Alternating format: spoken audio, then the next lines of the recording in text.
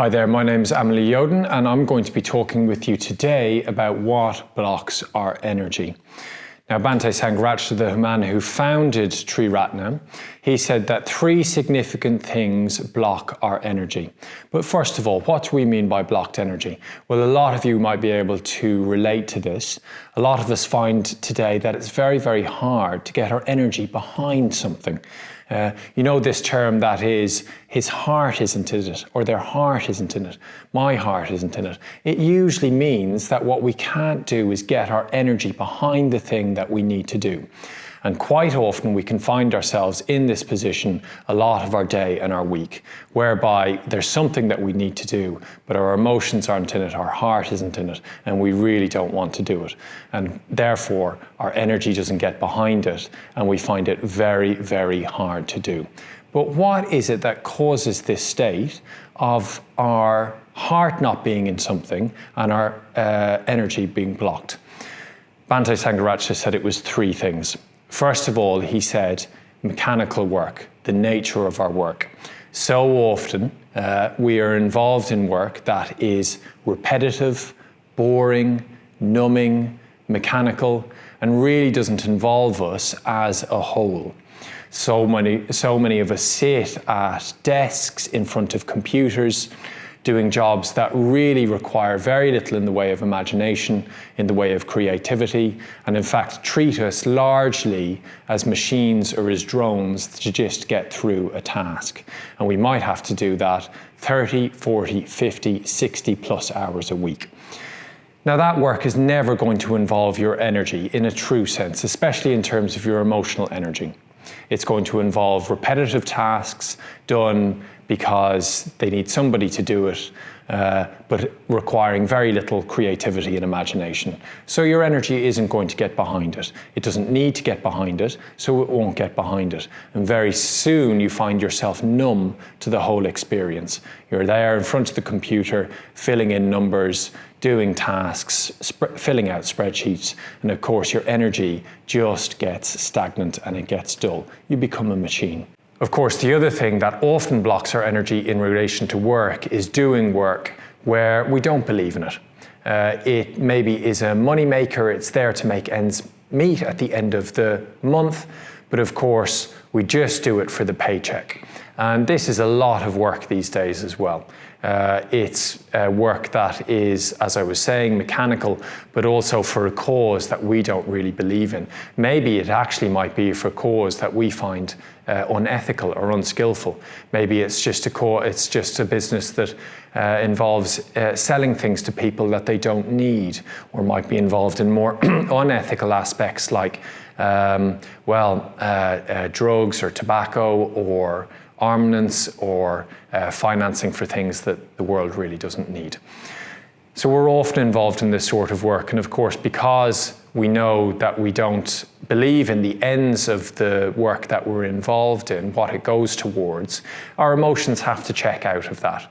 And we have to split off from our emotional world because our emotions don't believe in the work that we're doing. So we deliberately have to put aside how we feel about what we're doing because of course we're not on board with it. So again, our energy just gets stagnant, we get numb, and we become machines in relation to that as well. So the second aspect of our life that Bhante Sangharakshita felt blocked our energy was this aspect of a lack of real communication. Now, what did he mean by that? Real communication that involves your deepest values and your deepest beliefs. And so often these days, the things that we truly believe in, the things that we find meaningful, we don't find people who also believe in those things to be around with us and to communicate those ideals with. Maybe people around us, our friends, our family, our work colleagues, don't believe in the things that you believe in. They have very, very different priorities in life. And of course, when we can't communicate those deepest values to those around us, what happens is they just tend to stagnate as well. Our energy locked up in those deepest values stays stagnant because it's not communicated. So often we really need to be able to share our values, to share our vision of life, to share what is meaningful for us in life with others around it, in order that that vision and that meaning unflowers completely.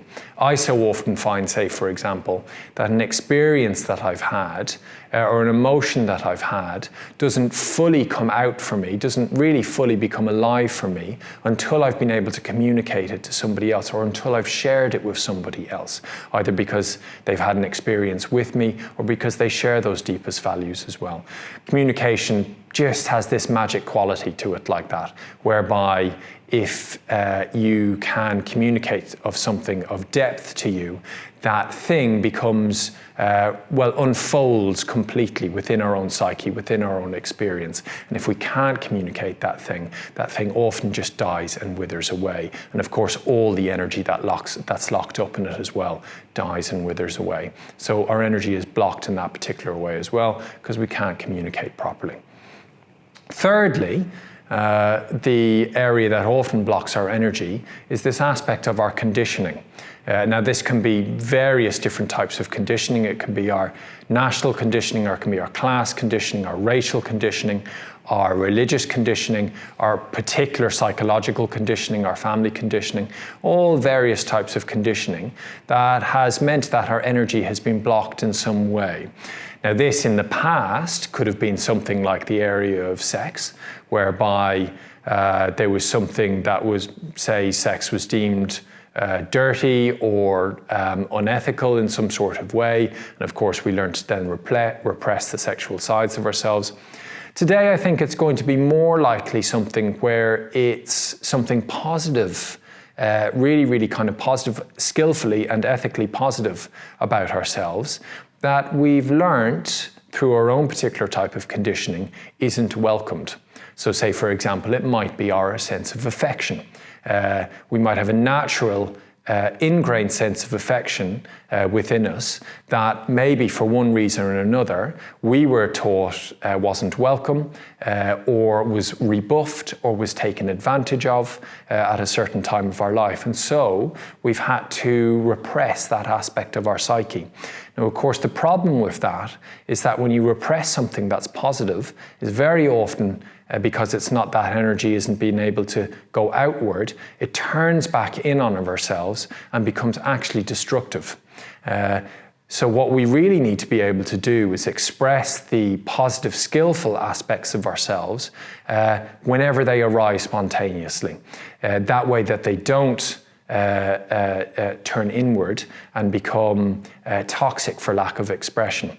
For lack of being shared. And this is what happens with things, positive impulses that we have that can't be shared, maybe due to our particular type of conditioning, whereby we haven't been able to express them. So those three things: the aspect of our work blocks our energy, or can block our energy, particularly mechanical work and work that we don't believe in; the inability to communicate our deepest ideals, which of course have so much energy behind them, blocks our energy as well; and also our conditioning, which can so very often block our energy because we've repressed aspects of ourselves, and particularly as well aspects of ourselves that are positive, skillful, and essential to a thriving human life.